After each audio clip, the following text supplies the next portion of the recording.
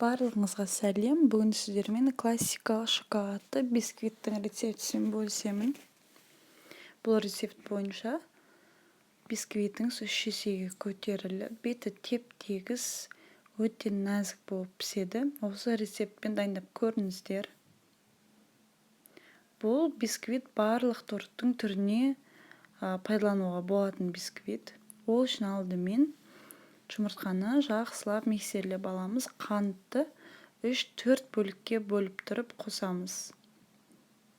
Жұмыртқамыз 2 есеге көтеріліп, аппақ пенка болғанша миксерлейміз. Бұл шамамен 5-7-8 минут аралығында миксеріңіздің күштілігіне қарай.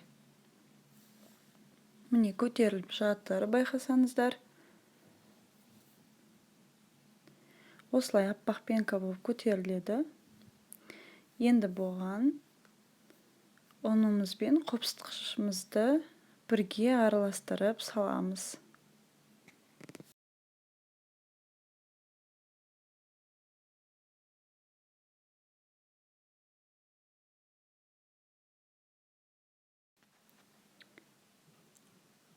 Жұмыртқамызға ұнды 3-4 бөлікке бөліп салып араластырамыз. Енді тағы да жарты стакан ұнымызға какао салып араластырып аламыз.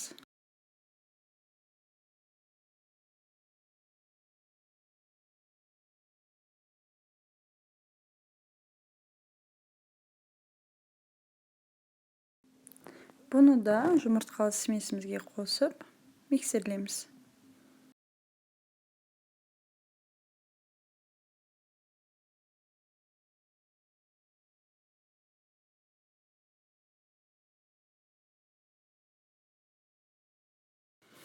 Енді тестамыз осындай сұйықтықта болады. Бұны формаға пергамент қағазын төсеп, 2-ге бөліп құямыз. Менде форма пәс болғандықтан 2-ге бөлдім. Егер сіздерде биік форма болса, барлығын бірге құюыңызға болады. Бұны тегіс жерге формамызды 2-3 рет ұрып аламыз. Беті көтеріліп кетпеу үшін, тегіс болып шығу үшін. Міне коржымыз, бисквитіміз 180 градуста 20 минутта духовкада пісіп шықты. Қарап отырғандарыңыздай беті теп-тегіс, ешқандай кесіп тастаудың қажеті жоқ.